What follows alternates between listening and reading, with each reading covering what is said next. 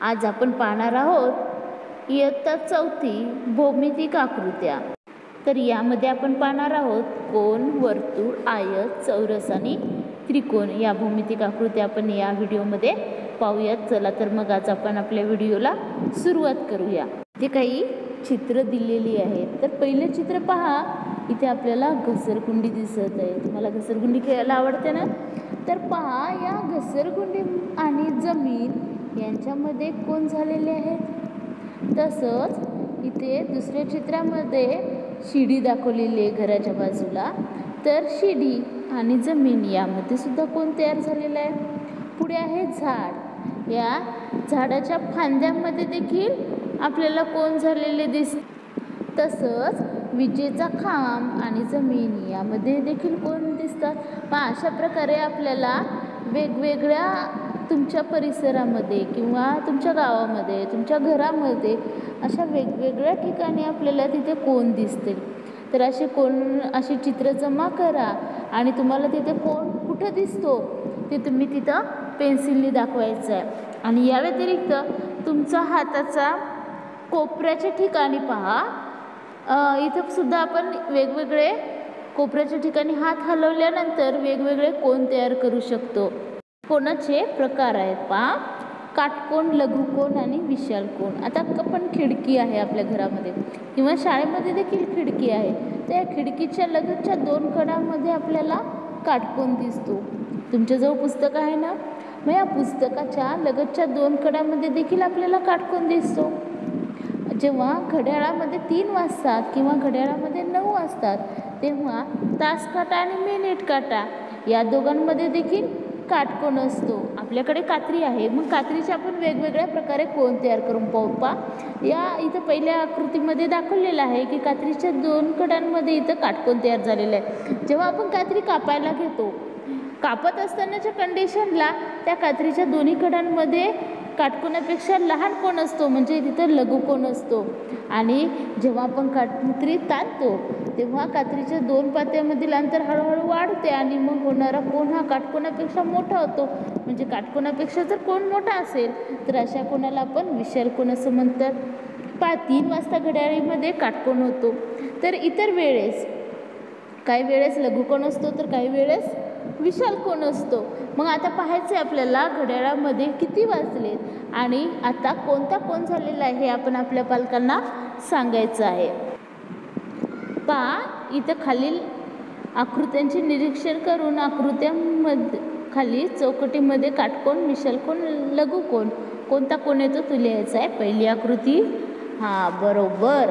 तर पहिली आकृती आहे लघुकोन, दुसरी काटकोन, तिसरी विशाल कोन, चौथी ही देखील विशाल कोन आहे आणि 5वी आकृती लघुकोन आहे। एकदम बरोबर। तुम्हाला रांगोळ्या काढायला आवडतात ना? पहा, इथं ठिपके जोडून आपल्याला पहिल्या याच्यामध्ये काटकोन तयार करायचे। त्यासाठी आपल्याला काही ठिपके दिलेले आहेत। तर पुस्तकामध्ये पेन्सिल घ्यायची, पेन्सिलने आपल्याला हे ठिपके जोडायचे आणि आपल्याला काटकोन तयार करायचे आहे।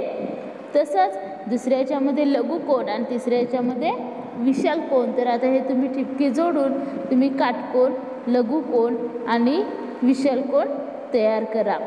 पहा, दुसरे आपल्याला एक उपक्रम सांगलेला आहे की हाताच्या कोपऱ्याजवळ आपल्याला काटकोन, लघुकोन, विशाल कोन करून एकमेकांशी केलेले कोन आपण तपासू शकतो। घ्या तुमचा हात समोर, हात आपल्या कोपऱ्याजवळ दुमडायचा आहे।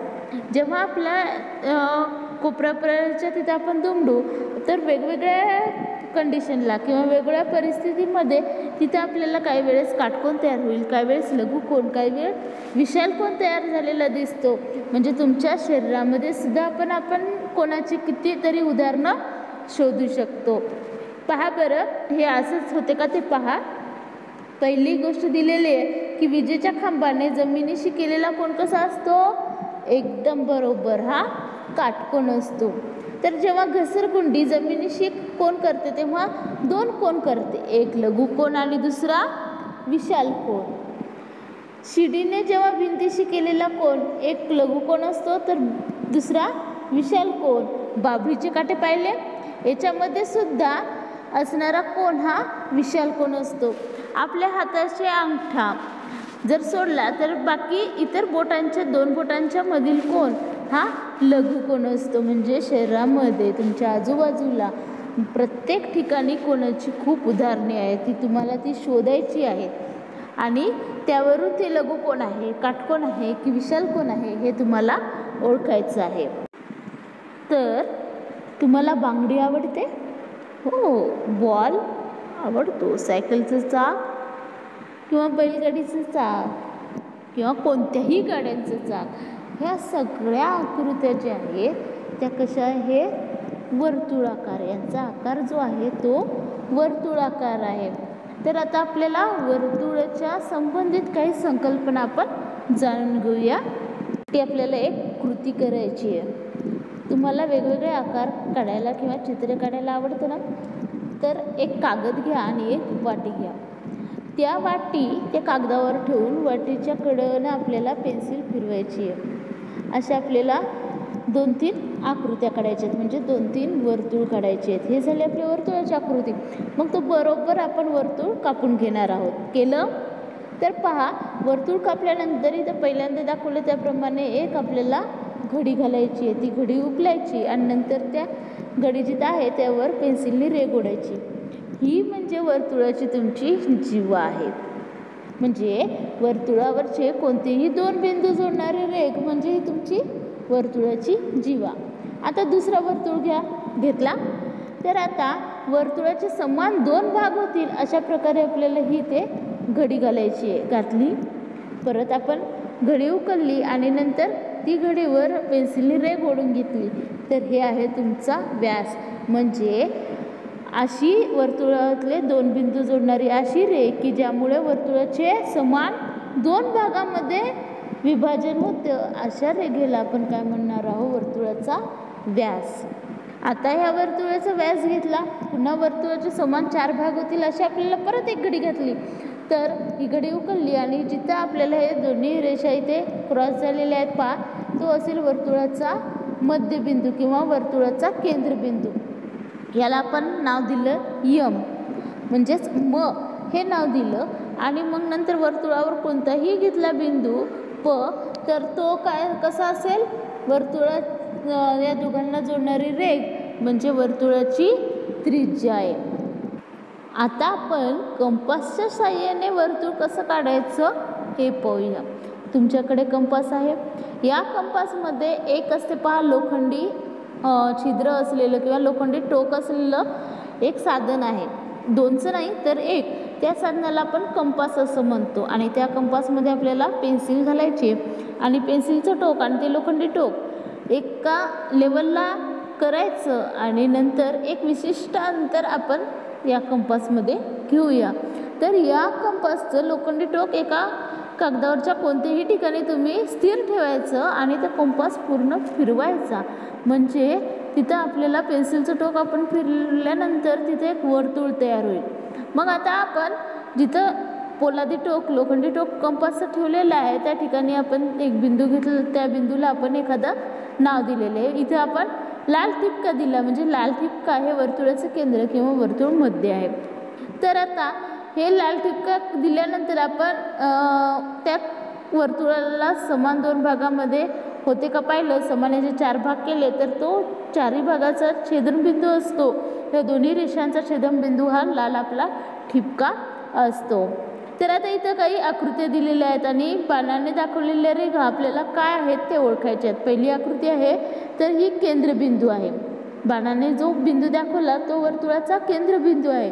दुसरी आकृती वर्तुळाची जीवा, तिसरी व्यास आणि चौथी त्रिज्या. तुम्हाला एक प्रश्न पडला असेल की मी पहिल्यांदा सांगितलं की वर्तुळाचे 2 बिंदू जोडणारा रेषाखंड म्हणजे आपली जीवा, तर व्याससुद्धा वर्तुळाची 2 बिंदू जोडतो, म्हणजे व्याससुद्धा वर्तुळाची जीवा आहे. एकदम बरोबर. तर व्याससुद्धा ही एक काय वर्तुळाची एक जीवा आहे आणि सर्वात मोठी जीवा म्हणजे व्यास आहे. मग आता आपण आपल्यासाठी एक उपक्रम दिलेला आहे, ते कोणता ते पहा. कागदावर वर्तुळ काढण्यासाठी आपण बांगडी, बशी, नाणी किंवा एखाद्या याचं डब्याचं झाकण असं कोणत्याही वस्तूंचा उपयोग करून आपण वेगवेगळी वर्तुळे काढू शकतो, ती तुम्हाला काढायची आहे. आणि दुसरी एक गोष्ट आहे की खेळण्यासाठी जेव्हा वर्तुळाकार मैदान आखायचं असेल तेव्हा ते कसं आखायचं, कारण कंपासमध्ये तेवढं मोठं साधन नाही बसत. तर बरोबर एखादा पॉईंट किंवा एखादं लाकूड एका दोरीला बांधून घ्यायचं, त्या लाकडाचं एक दोरीचं टोक आपलं स्थिर ठेवायचं आणि ते दुसऱ्या टोकाने म्हणजे जिथं आपण लाकूड बांधलेलं आहे ते गोल फिरवायचं, म्हणजे तिथं वर्तुळ होईल. किंवा अजून कोणती उपयोग म्हणजे वेगळी पद्धत असेल तर ते आपण शिक्षकाकडून आपल्या माहीत करून घ्यायची आहे. आता आपण भौमितिक आकृत्या, त्यांचे शिरोबिंदू व बाजू पाहूया. इथे काय आकृत्या दिलेल्या आहेत, तर या आकृतीचे निरीक्षण करून आपल्याला तक्ता पूर्ण करायचा आहे. पहिली आकृती आहे, बरोबर पहिली आकृती आहे आयतची. याला कडा किती आहेत बरं? 4 आणि कोपरे हे देखील 4 आहेत. दुसरी आकृती ही चौरसाची आहे, याला कडा 4 आणि कोपरे 4. तिसरी आहे त्रिकोण, याला देखील कडा 3 आणि कोपरे 3 आहे. तर आता आयत म्हणजे काय पाहूया. तर आयताला 4 कडा म्हणजे 4 बाजू असतात. जिथे 2 बाजू मिळतात त्या बिंदूला आपण शिरोबिंदू असं म्हणतो. म्हणजे इथे आपल्याला 4 शिरोबिंदू आहेत आणि या 4 बाजू आहेत. तर या शिरोबिंदूला आपण नाव दिलेले आहेत. मग अ ब ही एक बाजू, ब क ही एक बाजू, कड ही एक बाजू आणि अड अशा 4 बाजू या आयताला आहेत. तर आता आयताचे सर्व कोण काटकोन असतात आणि म्हणून आयताला काटकोन चौकोन असं देखील म्हणता येतं. दुसरी आहे चौरस. या चौरसाला 4 शिरोबिंदू असतात, 4 बाजू असतात. आपल्याला आकृतीमध्ये इथे दाखवलेलं आहे प भ र आणि स हे त्याचे 4 शिरोबिंदू आहेत आणि या सर्व बाजू ज्या आहेत त्या समान लांबीच्या असतात आणि सर्व कोण या आयताचे चौरसाचे काटकोन असतात. म्हणजे आयत आणि चौरस यामध्ये काय फरक आहे, तर आयताच्या सर्व बाजू या समान लांबीच्या नसतात, पण चौरसाच्या सर्व बाजू ज्या आहेत या समान लांबीच्या असतात. पुढे आहे त्रिकोण. त्रिकोणाला 3 शिरोबिंदू आणि 3 बाजू असतात. इथे दिलेलं आहे पा य र ल हे 3 शिरोबिंदू आहेत आणि बाजू य र र ल आणि बाजू य ल हे अशा 3 बाजू आहेत आणि त्रिकोणाला 3 कोण असतात. आता खालील आकृत्या पाहून आपल्याला ही सारणी पूर्ण करायची आहे. तर याच्यामध्ये आपल्याला आकृत्या दिलेल्या आहेत आणि त्यावरून बाजूंची नावं आणि शिरोबिंदूची नावं आपल्याला लिहायची आहेत आणि ती तुम्ही नक्की लिहाल अशी मला अशी मी तुमच्याकडून आशा बाळगते. तर आपण आता नवीन व्हिडिओसह पुन्हा भेटूया. Bye bye.